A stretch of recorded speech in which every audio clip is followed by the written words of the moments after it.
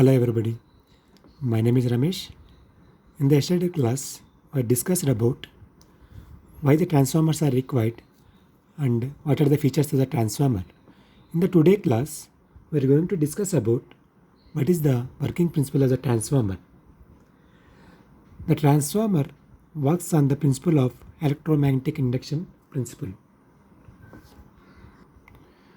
The definition of electromagnetic induction principle is when the electrical conductor placed in a changing magnetic field, an EMF will be induced in the conductor.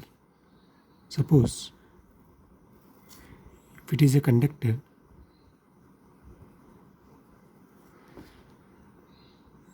when there will be a changing magnetic field,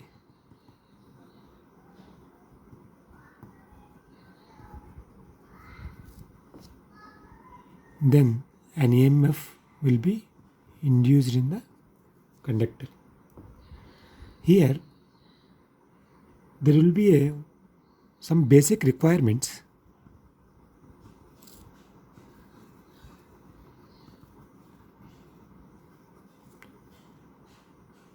for the production of the EMF. First one is magnetic field. Second one is some set of conductors are required.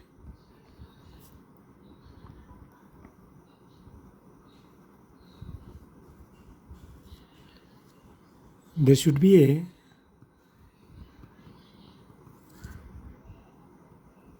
relative time variation or relative space variation.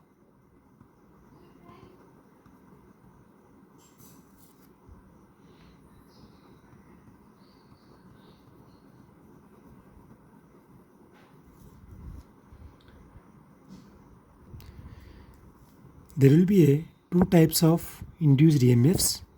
One is dynamically induced EMF, and one more is statistically induced EMF. First one is dynamically induced EMF. In this, magnetic field will be steady state. In steady state means magnetic field, the magnitude of the magnetic field will not change, but the set of conductors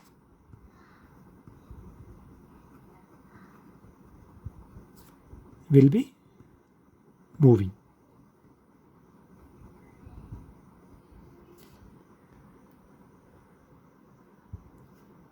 This concept we will use in generator. And one more is statistically induced EMF. In this, magnetic field will be time varying. Set of conductors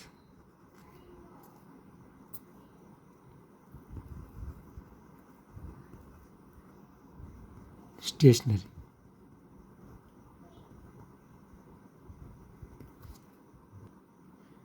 This concept we will use in transformer.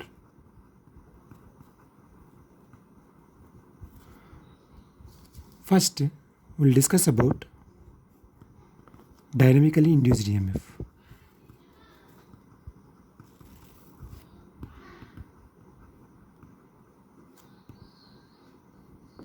Here we will use flux cutting rule.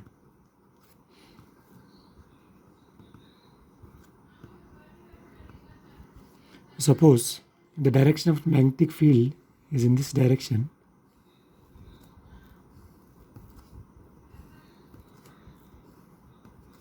This is the direction of the magnetic field. Suppose if you take this as a conductor, from this is a direction of the magnetic field, This will be the moving conductor moving direction. The angle between B and V is theta. The EMF in a conductor will be induced only in this portion. That's why it is called active length of the conductor.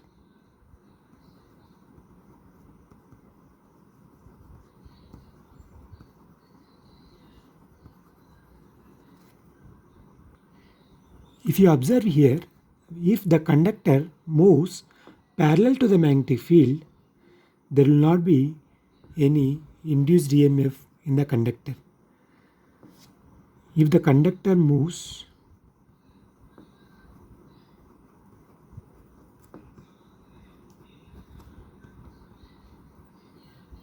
parallel to magnetic field, EMF induced will be 0.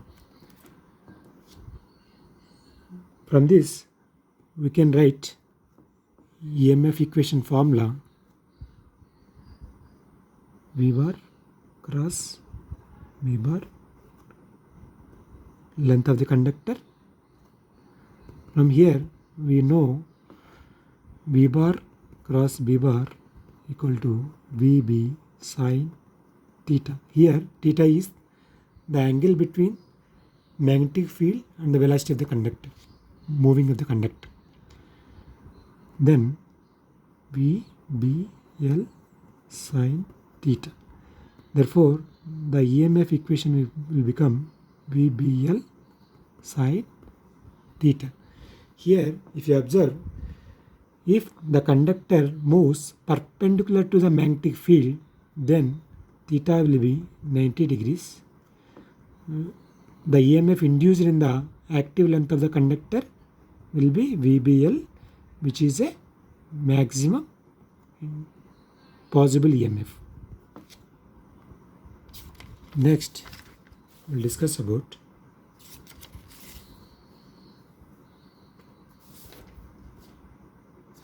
what will be the direction of the dynamically induced EMF. Direction of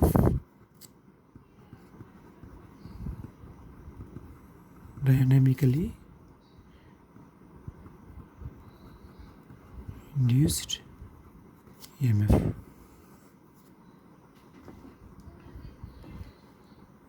The direction of induced EMF we can know from Fleming's right hand rule.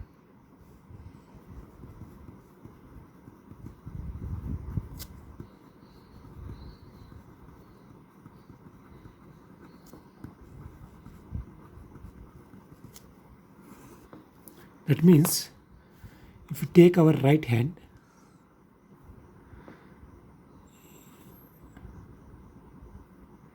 then in this our thumb will indicate direction of the motion of the conductor, and the point finger, it indicates direction of the magnetic field, and our middle finger, it indicates direction of the induced EMF or current. If you draw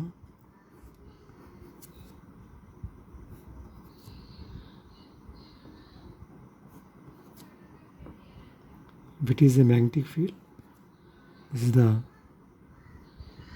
direction of the motion of the conductor, then we will get the current and or induced EMF in this direction. Then we will go statistically induced EMF.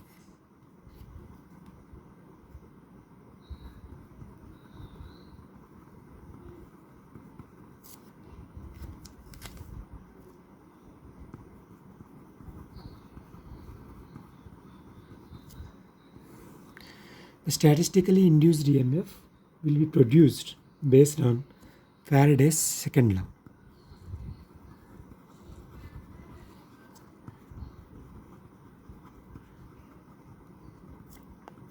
The definition of Faraday's second law is induced EMF in a coil is equal to rate of change of flux linkage. Induced EMF in a coil is equal to rate of change of flux linkages.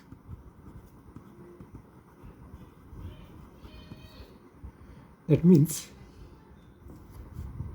induced EMF E equal to rate of change of flux linkages means number of turns into flux. Therefore, here number of turns are constant, then N into d by dt of pi, N into d pi by dt.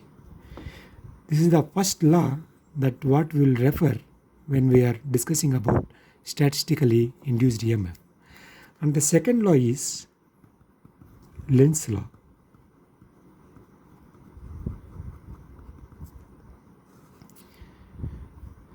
Lenz's law tells in the simplified manner it opposes the cause.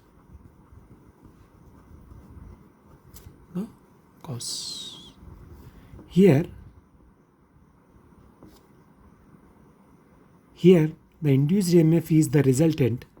The cause for the induced EMF is the rate of change of flux. That's why induced EMF equal to minus N into d pi by dt. Here the negative sign comes from Lenz's law.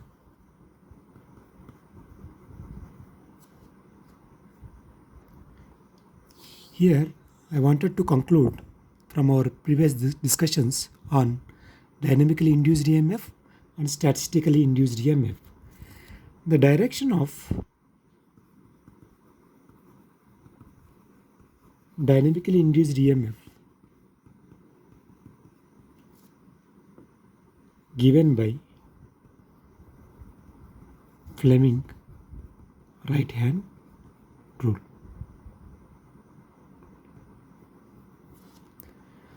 Similarly, the direction of statistically induced EMF given by Lenz's law.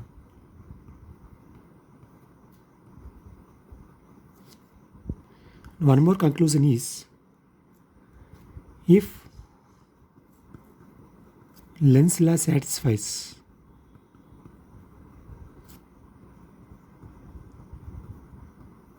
between two parameters, then there will be a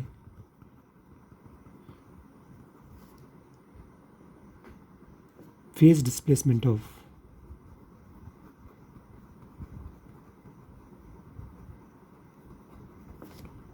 (90°). One more I wanted to discuss in the today class, which is important law, that is Fleming's right hand rule or Fleming right hand thumb rule.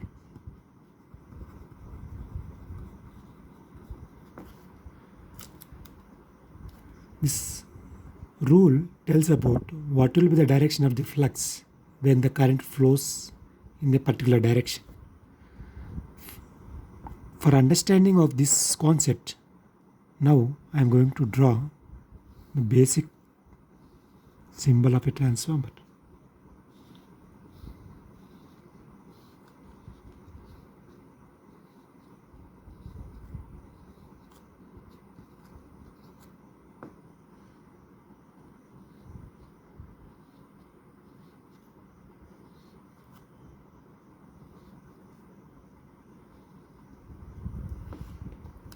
Okay. If you apply voltage here, then the current flows through the primary winding. The direction of the flux depends on how we wrap the winding. If you wrap the winding like this, the current flows through top part and the below one. The direction of the current is in this direction. Then the direction of flux given by thumb. That means if the current flows through in this direction, then the direction of flux will be like this. This is called Fleming's right hand thumb rule. This is the end of the class. In the next class, we are going to discuss about self-induced EMF,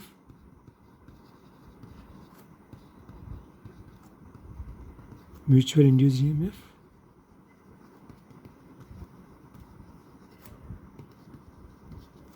and constructional details of the transformer.